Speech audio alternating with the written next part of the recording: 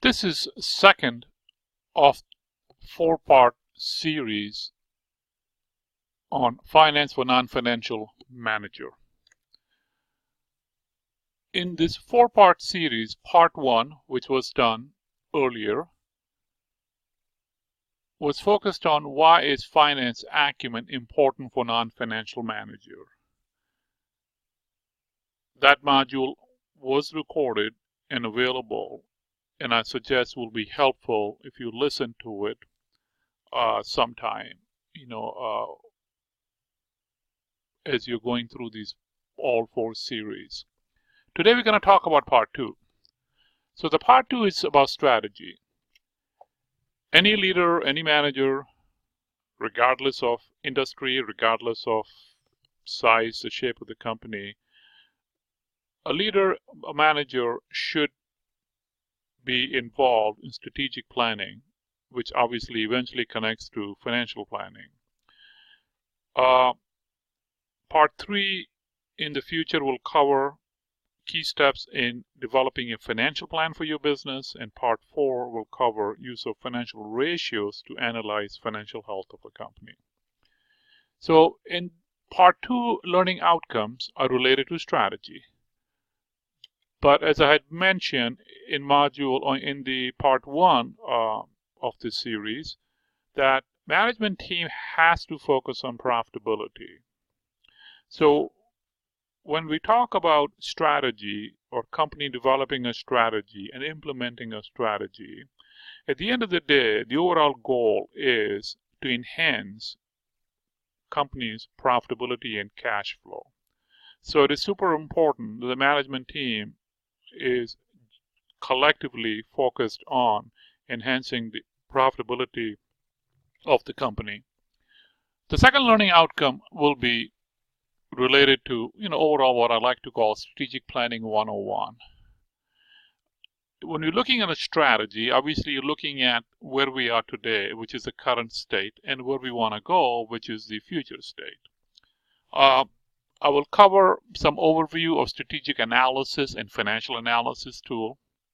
It is a broad subject, but I will cover some of it so at least you'll get a feel for it. In the MBA program, we cover in much more depth in different classes, but here today, I will just provide you with some overview as far as what they are and provide you with an example.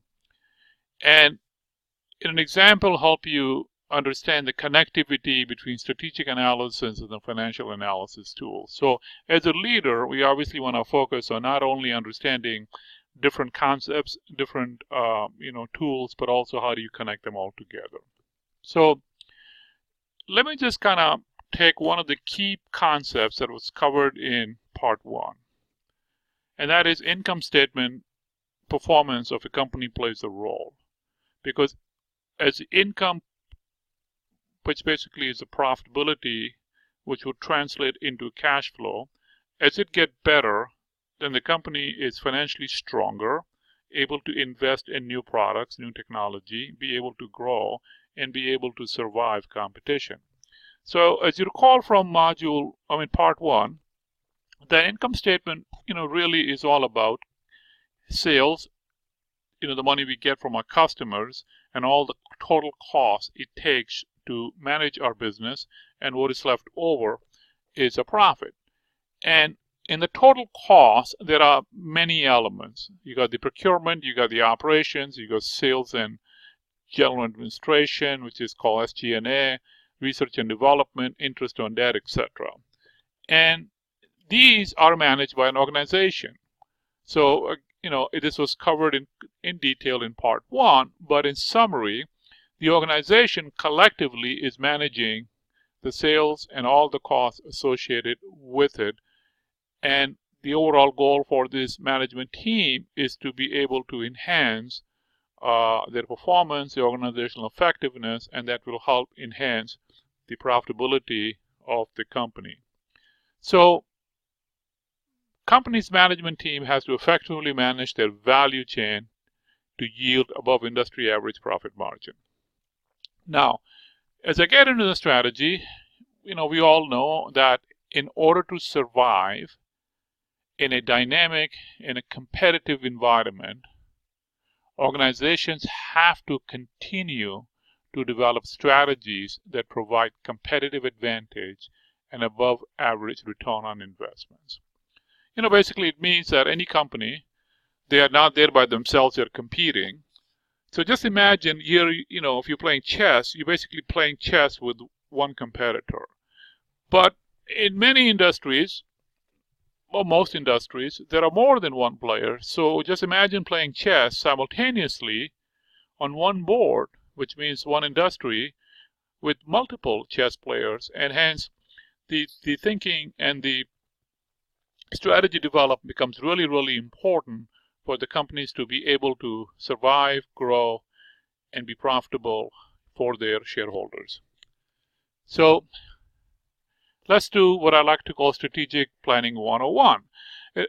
What I'm going to share with you is, just a simple framework, but at least it'll help us kind of think through how strategic planning comes in play and why is it important to be able to connect strategic planning thinking with the financial planning. So any company, any business, be profit, non-profit, they will be where they are today, which is your current state. And they have a goal to be at a future state, a desired state they want to be within a 1 year, 3 years, 5 years, in some future time horizon. Now, in the process of getting from current state to the desired state, the management team will have to do strategic analysis. And that will entail two large domains. One is external. What is happening external to the company? What is happening in the economy? What is happening to some important business parameters like interest rates or unemployment, or if it is the oil prices, exchange rate. There are a lot of things going on demographically from a political point of view.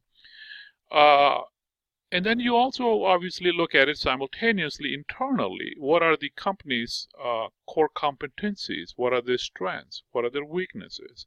Both in terms of technology weaknesses and strengths, operational strengths and weaknesses, and the financial strengths and weaknesses. And from there, by looking at what is happening externally and what we can do internally, and keeping an eye on where we want to be, which is the desired state or the future state, the company will develop strategies to achieve the desired state. So there are different models when it comes to strategic thinking, and I'm going to kind of quickly cover what they are, some of the major ones, and give you an example of one of them in more detail. But overall, the goal is to be able to go from current state to analysis, strategic analysis, external and internal, and developing strategies that would help us get to the desired or the future state. So, very quickly, a strategy like finance, as I mentioned, is a pretty broad subject and there is a lot of depth. So what we do in our Baypath MBA program, that we introduce these concepts all the way from the very first course, which is a business foundation, and along the way in many of our 10 core courses, we cover pieces of it. So students start to not only see it, some of them more than once, but also see the connectivity as they're going through the program. So it is important, from a learning perspective, that we look at these topics like a strategy or a finance, not just as a one item in one class, but to look at it throughout the curriculum. So what are some of the strategic models and tools? There are many. I'm going to share with you some of the ones that you may have heard of or be familiar with. Or if you have gone through an MBA program, you have learned, many of these things. So for example, you have the ANSOF program. So the company is looking for diversification. They would be kind of looking to ANSOF model to be able to kind of use it as a thinking process. If you're looking at it more internally from your own competitive perspective, the model is called resource-based view. If you're looking at what are some of the core competencies and the importance of core competencies, if you're looking at it from an environmental external perspective, the PESTEL is the analysis which is used. P stands for politics, E for economic, X for societal things, and so on. Then if you're looking at it from a competitive industry perspective, you're looking at it, Michael Porter's industry analysis and the five forces. If you're looking at it in terms of both external and internal, you're doing the SWOT analysis, strength, weakness, opportunities, and threats. If you're looking at the organizational effectiveness, you're looking at your whole value chain to see what are some of the strong points or weak points and how do you make the value chain stronger.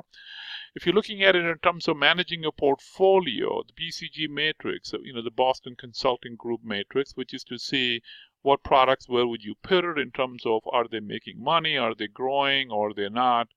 If you're looking at it some out-of-box thinking, you're looking at it like the Blue Ocean strategy. If you're looking at it from a measurement perspective to make sure that you have the right metrics in the organization besides finance, but also includes the HR metrics, the customer service metrics, and so on, you will look at something like a Robert Kaplan's, balanced scorecard. If you're looking at enhancing your internal operations, especially if it is operations manufacturing, you look at tools like Kaizen. And in marketing, use the 4 P's of marketing. And there are a few others, but these are, many of the ones that are typically you will hear more about it. So let me just take one of them, the NSOF model, and give you an example of what does it include. So when company wants to pursue diversification, NSOF matrix, which was developed by Igor Ansoff in 1965, it can be used as a framework for diversification strategy conversation. In the matrix, there are 2 dimensions. The horizontally is products, as you can see on the left side on the top, and markets is vertically. So there are 4 quadrants: markets, products. You can go in 2 dimensions. So the way this works is that you are looking to, from a products perspective, you obviously have the existing products, whatever you are making, and then there could be new products that you may be thinking of developing a new product. So the horizontal piece of the matrix is existing products and new products, and on the vertical, you got existing market where you are selling your product and new markets where you may want to consider selling your products. So the way this works in diversification is obviously you are in this box. Starting point is that you have existing set of products or services and you are selling it to a certain market base right now. And in there, you can continue to do market penetration, which means that you continue to sell more within the existing markets with your existing products. Now, for example, Apple many years ago, when they were a computer company, they started out with the desktop and they penetrated the market, which means they sold more and more within the existing market. They got into the laptops and so on.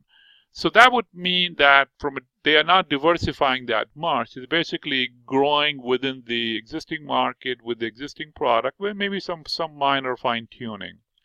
Now, if a company wants to go to, say, I want to diversify into new products, and I'm getting into the quadrant, which is the top right, here, when you do that, you'll have to go through some product development because you're getting into new products, so there will be some investments required for technology, etc. So for example, Apple, many years ago, got into iPods, for the music,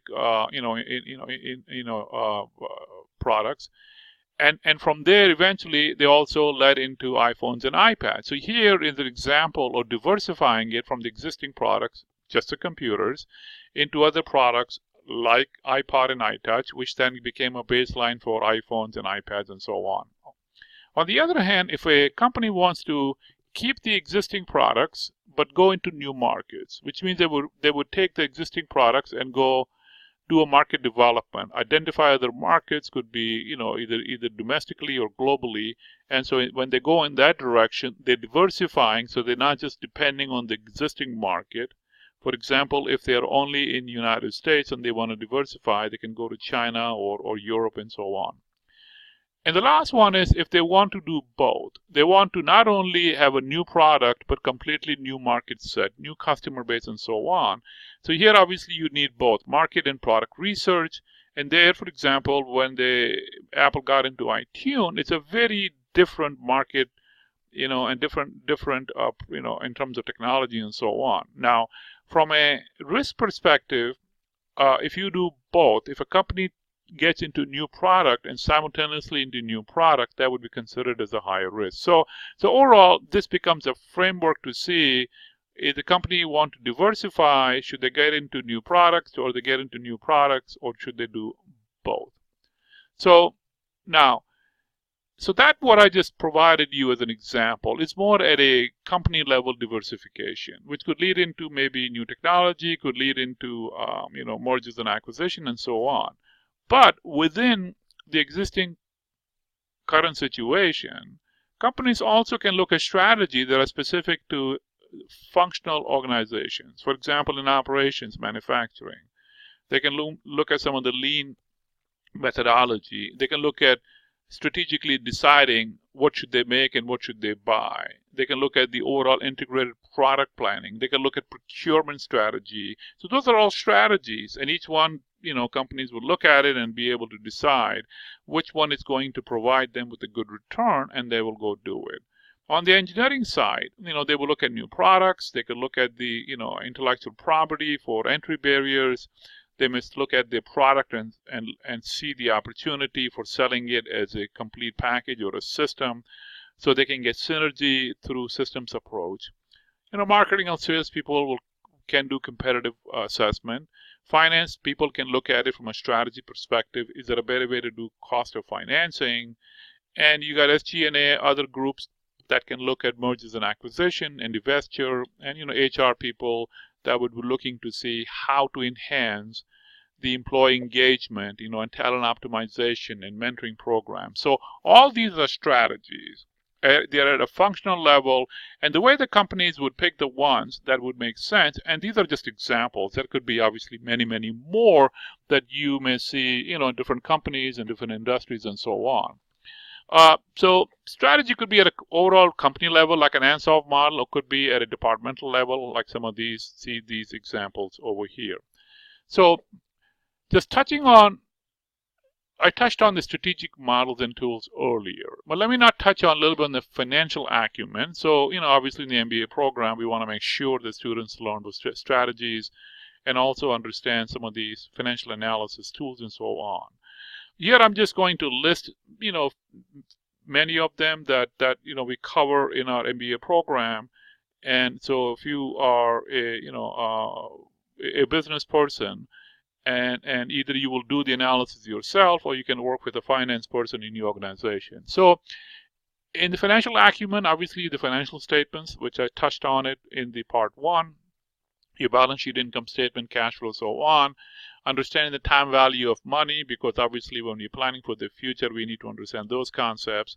This leads into forecasting and pro forma analysis to be able to provide a longer-term forecast of how the company we think will do based on our assumptions. Obviously on a day-to-day, on a current basis, look at it from a budget management perspective. Break-even analysis tool, payback period, financial ratios, investment analysis, cost of capital, ROIC, net present value, IRR, business valuation, and economic value added. So these are concepts as you go down into the, in finance, they get more involved and more complicated.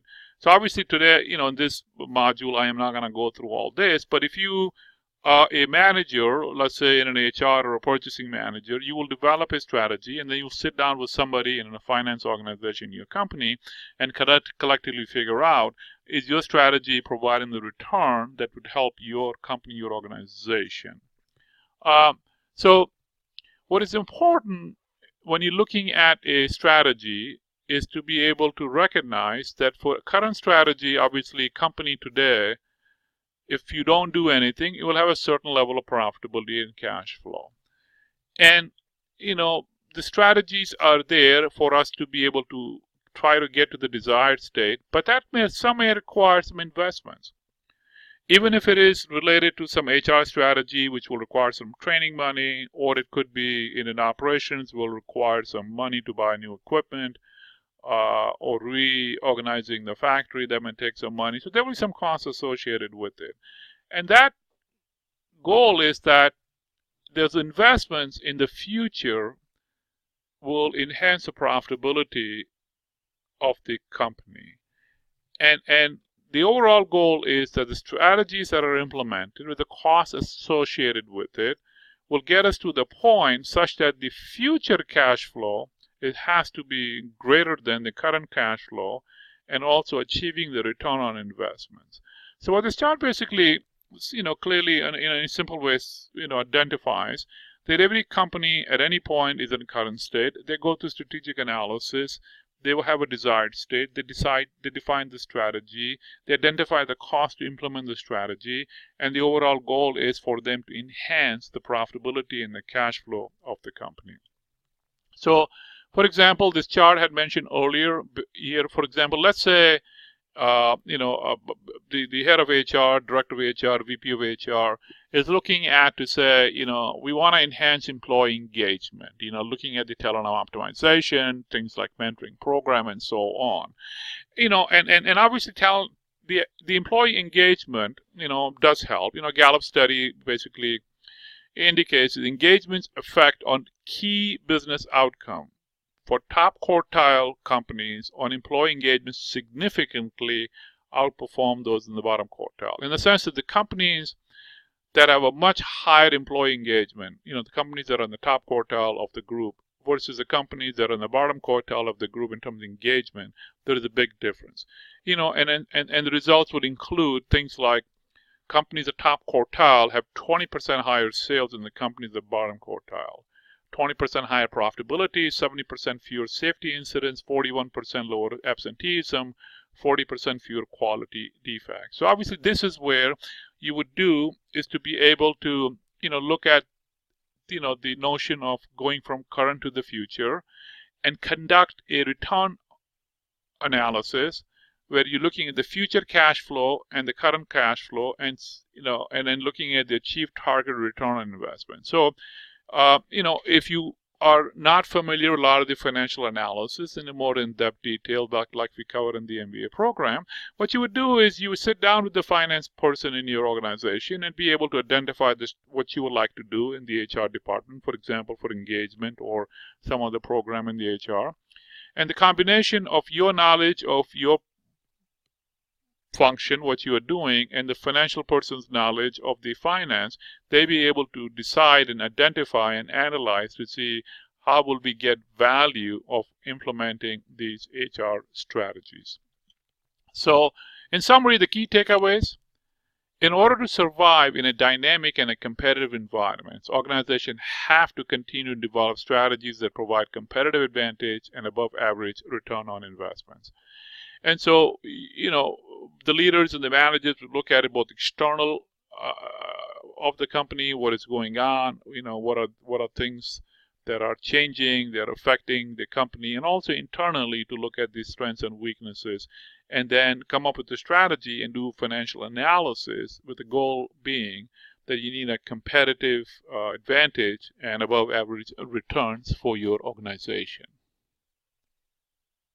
So I hope this was helpful, and the next module will be covering